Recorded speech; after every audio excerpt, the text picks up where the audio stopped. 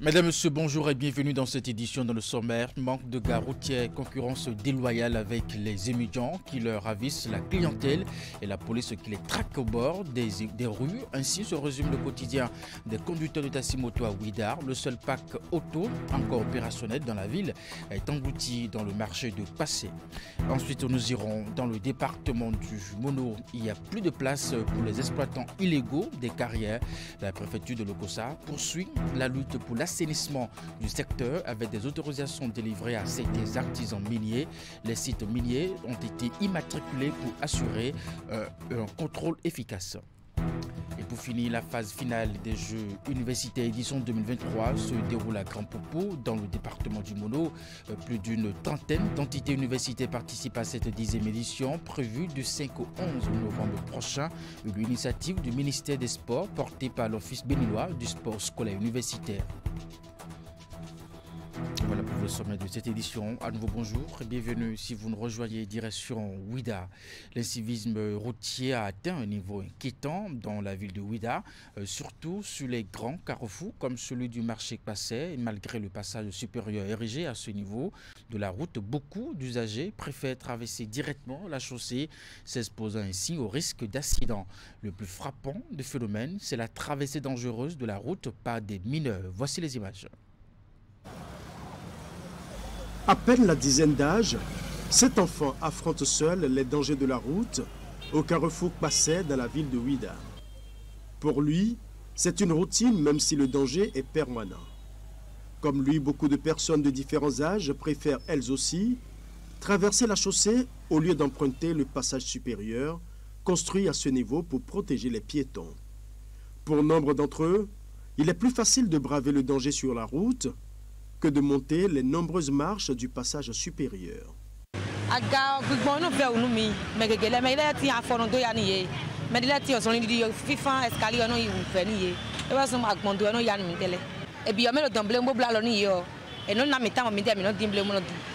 Malgré sa disponibilité, le passage supérieur est simplement ignoré par les populations de Ouidah. Rares sont ceux qui l'empruntent. Et pourtant, le carrefour du marché Passé reste l'un des plus dangereux de la ville, avec de nombreux cas d'accidents souvent graves. Une situation que déplorent les autorités communales. Moi, j'étais là au début de cette construction de ce projet-là. Dans le projet, il y avait une activité mobilisation et également sensibilisation des acteurs. Donc à ce niveau, je crois qu'un travail a été fait au niveau du marché Passé avec les bonnes dames, les responsables du marché. Sinon, c'est pour elles surtout, pour les usagers de ce marché, qu'ils ont construit ce passage supérieur-là, qui doit permettre aux gens qui quittent sa vie Tori et vice-versa pour rentrer aussi à sa vie ou à Tori. Donc à ce niveau, quelque chose a été fait. Néanmoins, on constate qu'il y a des indélicats qui veulent traverser la route avec les risques d'accidents et autres. Et également la police du 3e arrondissement, là où je suis chef d'arrondissement, est mise à contribution. Et ça se passe souvent bien, surtout les jours du marché Passé. La police monte la garde là pour réguler un peu, pour empêcher ceux qui veulent traverser directement. Mais on constate toujours qu'il y a des gens qui n'arrivent pas à respecter. Je profite de votre micro pour sensibiliser les gens à ce point, pour dire que les choses sont faites pour être utilisées, pour éviter les risques d'accident, les risques surtout mortels d'accident. Il faut toujours passer à ce niveau-là. C'est pourquoi ça a été construit. Et je félicite aussi la police pour le travail qu'elle est en train de faire et je leur demande de faire davantage. Voilà une situation qui préoccupe à plus d'un titre les autorités de la ville de Ouidah et qui devrait également intéresser tous les acteurs de la sécurité routière au Bénin. Une mauvaise pratique des populations qui met à mal la sécurité sur cet important carrefour de la ville de Ouidah. Nous restons à nouveau à Ouidah, manque de gares routières, concurrence déloyale avec les étudiants qui leur ravissent la clientèle et la police qui les traque aux abords des rues. Ainsi se résume le quotidien des conducteurs de taxi à Ouidah. Le seul parc auto encore opérationnel de la ville est englouti par le marché Passé et malgré toutes ces difficultés, le chauffeur doit pouvoir vivre de son métier. Un dilemme, source de frustration dans la cité de Passé. Reportage. À première vue, cet emplacement n'a rien à voir avec une gare routière. Mais en réalité, c'est un parc automobile d'attachement, une sorte de gare routière avancée à hauteur du carrefour Bénin. Bien que peu conventionnel, les chauffeurs de taxi connaissent bien ce parc automobile d'attachement. Certains y font escale pour s'acquitter de leurs taxes syndicales. Mais dans la plupart des cas, c'est une sorte de chargement et déchargement hors parc qui est ici la donne.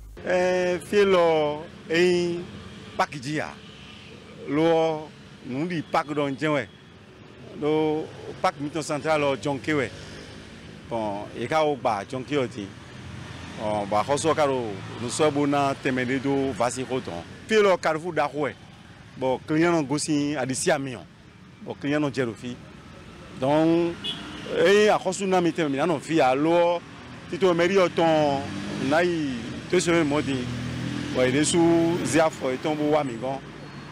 Pavé de l'eau. 200 mètres mon do fi. Bon, il y a des pavés au mi. En attendant, il n'a pas encore de sous quoi. Un peu plus loin, la gare routière conventionnelle. Ce parc automobile est étouffé par le marché de Kpassé, où les commerçantes ont envahi tous les hangars. La gare routière de Kpassé végète dans une sorte de léthargie. Beaucoup de clients préfèrent rapidement héler un taxi au bord de la route et continuer leur voyage, plutôt que de venir attendre plusieurs minutes, voire des heures. Si le client qui est prêt à venir au parc, qui vient, et les clients ne veulent, il y a beaucoup de clients qui ne viennent pas au parc. Ici, il n'y a pas assez de véhicules qui viennent de Ouida. Bon, si bien que avec les difficultés que nous rencontrons, il y a un manque de voitures. C'est à cause de ça que les femmes, les bonnes dames nous ont envahis ici. Et ils se sont installés par manque, parce que les voitures ne viennent pas suffisamment ici. Comme il n'y a plus au parc, les véhicules s'en vont et ils prennent les passagers au bord de la voie comme ils veulent. Les véritables mises en cause dans cette inactivité de la gare routière de Kpassé sont surtout les conducteurs de taxi-moto communément appelés émigrants. Ils se positionnent aux abords des rues et sur les carrefours importants pour proposer leurs services aux passagers souvent pressés. Avec une différence de 100 francs ou 200 francs CFA, ils s'imposent sur le marché et dépouillent les chauffeurs de taxi de leurs potentiels clients. Il y a beaucoup de clients parce qu'il y a les séments qui viennent de Cotonou qui prennent les clients et on ne trouve pas les clients maintenant. Les gens qui parquent dessous les nous bois, ils vont opérer, ils vont bon. C'est bien là nous quand on va mettre nous quand tu as couru. Oui quoi, pour les sites à opérer et non demain. Mais en cas modalité et demain. Clients les voient, c'est bien là c'est. Vous allez nous parce que il pas garçon. Bon, tabaré, mais nous disons taoune mais on tabaré. Mais les autres tout. Vraiment il pas garçon tout. Les mi peut les ou mon collègue nous montre le point nous. Donc maman là t'aimerais qu'on finisse. Nous maman, on est obligé de serrer nous. Donc clients les pider nous filer. Chorindo. Écran c'est pas même bon pas d'accord dans marché. On et association et policiers dans les syndicats. La ville de Ouida dispose-t-elle réellement d'une gare routière digne du nom? La question se pose aujourd'hui avec acuité, puisque la gare routière de Kpassé continue de se vider au profit des émigrants et des autres voitures qui chargent les clients aux abords des voies. Et pendant ce temps, la plus ancienne gare routière, celle de Djonké, dont la célébrité a traversé les âges, est aujourd'hui rasée pour un projet plus ambitieux en lien avec le tourisme. Un nouveau site est offert à Bassero pour abriter la nouvelle gare routière avec toutes ses commodités. Mais il va falloir attendre encore longtemps avant de voir ce projet prendre véritablement corps. C'est un acte civique patriotique, vous en conviendrez. La cérémonie des couleurs est une tradition instaurée dans l'administration publique. Est-elle toujours respectée dans notre administration? On va le savoir. Très tôt ce lundi matin, nos équipes étaient du côté de la tour administrative, celle qui abrite le ministère de la fonction publique et le ministère de l'enseignement secondaire, technique de la formation professionnelle. Regardez. 7h45, ici à la tour administrative de Cotonou, ce lundi matin.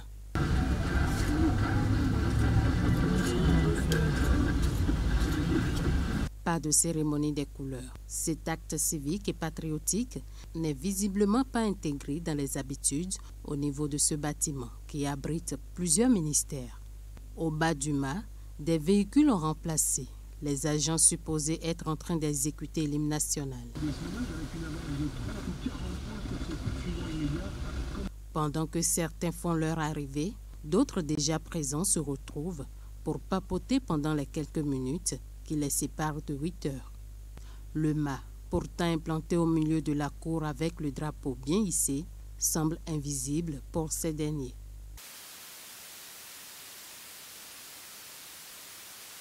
Il faut dire qu'au nombre des ministères installés dans cette tour, on retrouve le ministère des enseignements secondaires, techniques et de la formation professionnelle, ainsi que celui en charge du travail et de la fonction publique. Il est 8h15. L'équipe de reportage quitte les lieux.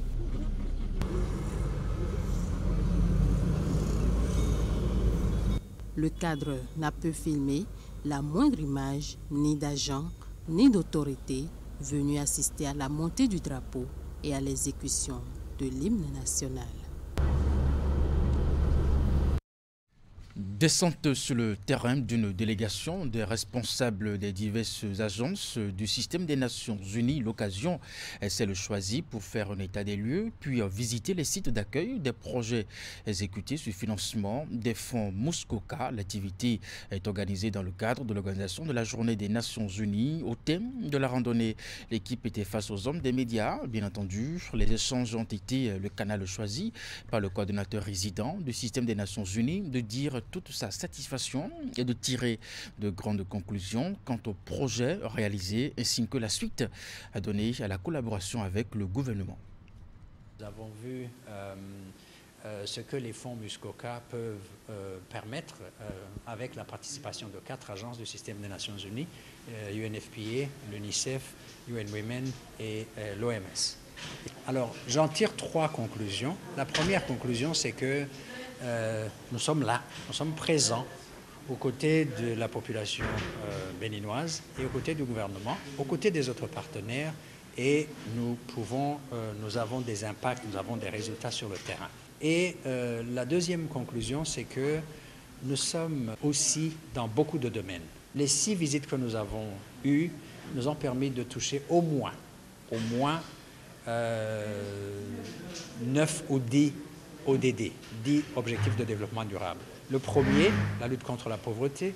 Le deuxième, fin zéro. Le troisième, la santé. 4e, éducation. 5e, égalité des sexes, etc., etc. Parce que nous avons touché au domaine de l'éducation, de la santé, de l'autonomisation économique des femmes. Nous avons touché aux activités génératrices de revenus, nous avons touché à l'agriculture, à l'alimentation.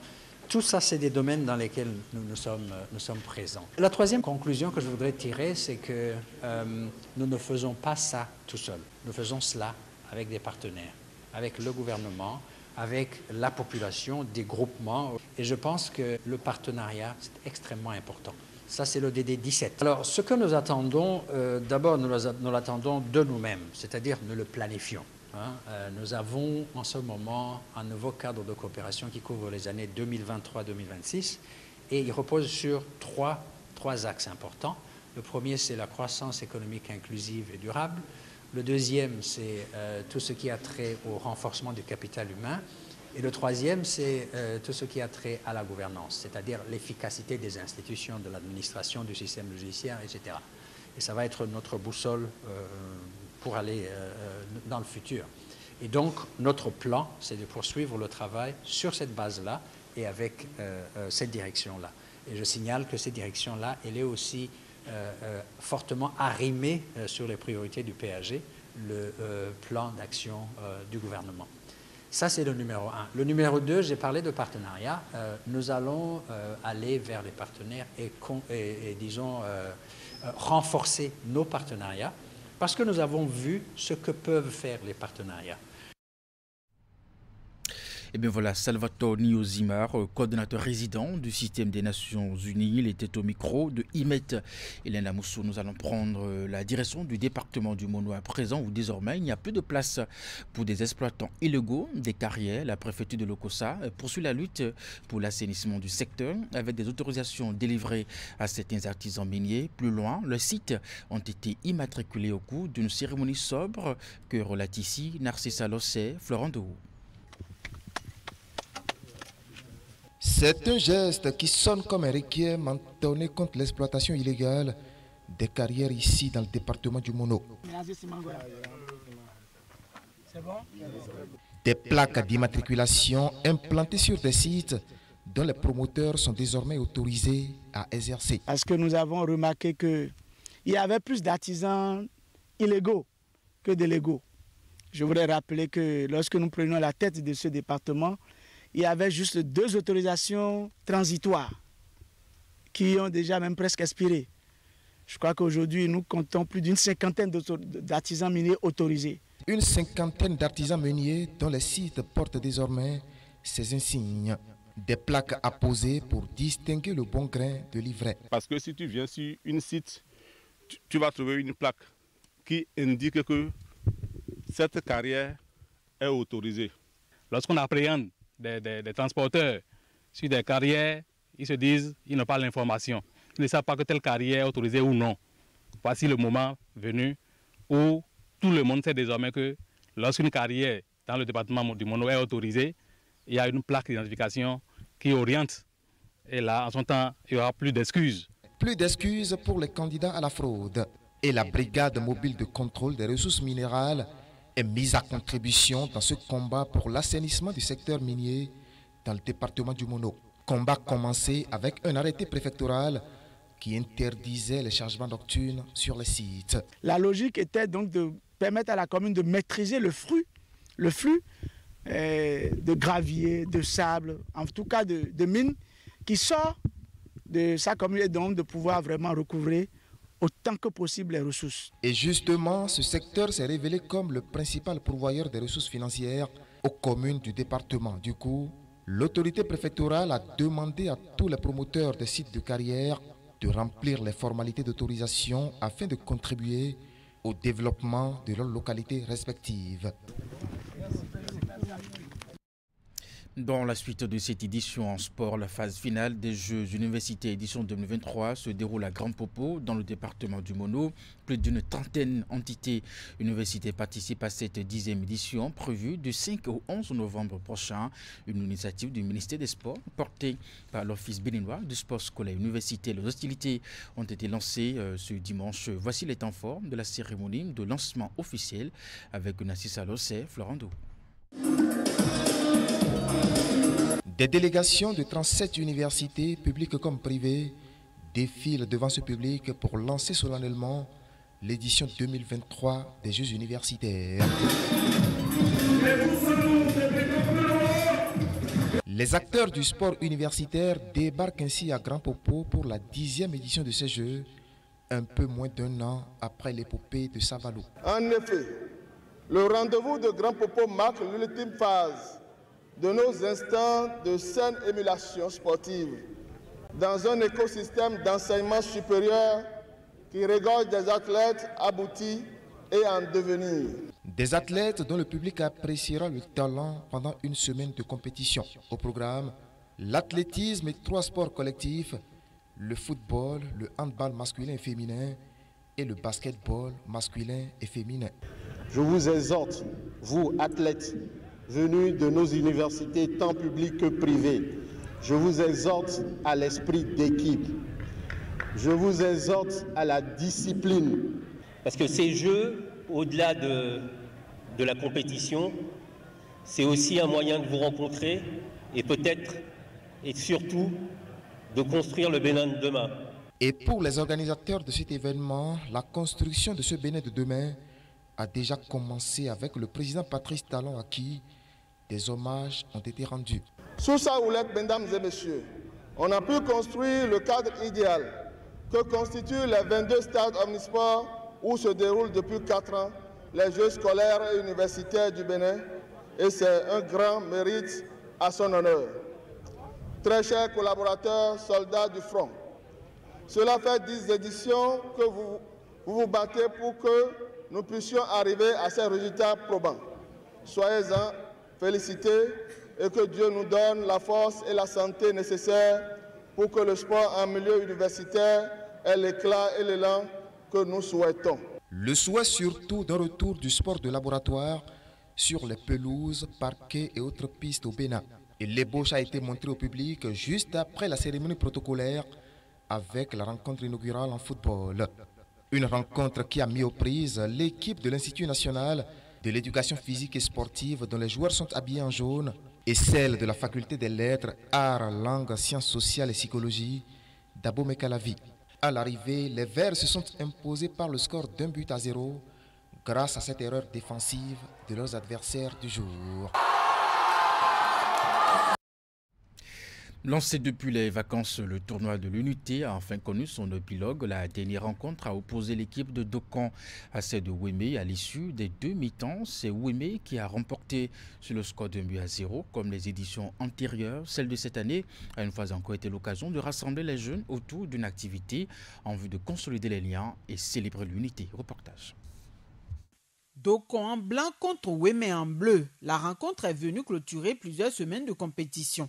Démarrée depuis les vacances, elle est dénommée Tournoi de l'Unité. C'est une initiative du chef de l'arrondissement d'Agbokpa qui a connu la participation des équipes provenant des 6 quartiers de la localité. Le tournoi étant dénommé Tournoi de l'Unité, l'objectif qui est recherché, c'est le rassemblement des filles et des fils d'Agbokpa. Et c'est une occasion que nous trouvons chaque année pour rassembler toutes les forces vives de l'arrondissement. Nous n'allons pas parler tout le temps politique. À des moments donnés, il faut travailler également à réunir les frères et les sœurs de la localité autour d'une même activité pour communier. Après le coup d'envoi, quelques minutes ont suffi aux Bleus pour prouver leur suprématie. Sur une balle tirée du centre, le Dossa 7 surprend le gardien des Blancs. Malgré les efforts de l'équipe de Dokkan pour revenir au score, plus d'une occasion ne sera concrétisée avant la fin du premier mi-temps. À la reprise, le public espérant voir les filets trembler est resté sur sa faim. Au coup de sifflet final, l'équipe de Ouémé l'emporte sur son homologue de Dokkan avec le score d'1-0. Les deux équipes sont bien jouées, mais le ballon c'est une chance. L'autre gagné, ce n'est rien pour nous, mais ça ira. On a remporté le trophée, c'est très bien. C'est sincèrement l'organisation. Dieu lui rende au centuple. Il faut que l'année prochaine ça se répète. Mes impressions sont très bonnes. J'ai aimé le jeu, je l'ai apprécié.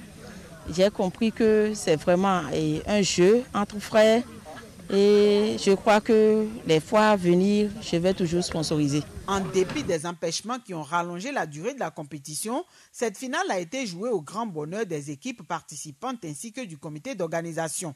Pour les soutiens, c'est une fierté d'assister enfin à l'épilogue d'une telle belle aventure.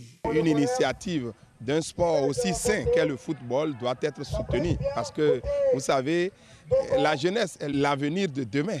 Et si nous n'arrivons pas à les fédérer autour d'une initiative aussi louable qu'est le sport, nous ne pourrons pas les regrouper ailleurs. C'est un événement qui rassemble les jeunes. Vous avez vu le nombre qui nous entoure maintenant. Cela voudra dire que les jeunes sont intéressés à l'événement et nous allons prier le CA, prier tous les arrondissements de la ville d'Abomey de faire comme le CA d'Agbokpa. À la fin, toutes les équipes des 6 quartiers ont été récompensées. Les finalistes, à la différence des autres, ont reçu en plus des médailles, le trophée ainsi qu'une enveloppe financière. Chacun est retourné chez lui avec l'espoir que la prochaine édition va rassembler plus de monde et connaître également un nombre plus important d'équipes inscrites. Mesdames et messieurs, c'est la fin de cette édition. Merci de l'avoir suivi, de votre fidélité au programme de Canal 3 Télévision. À 16h, votre bulletin d'information, 19h30, la grande édition de la soirée. Portez-vous bien et à très bientôt.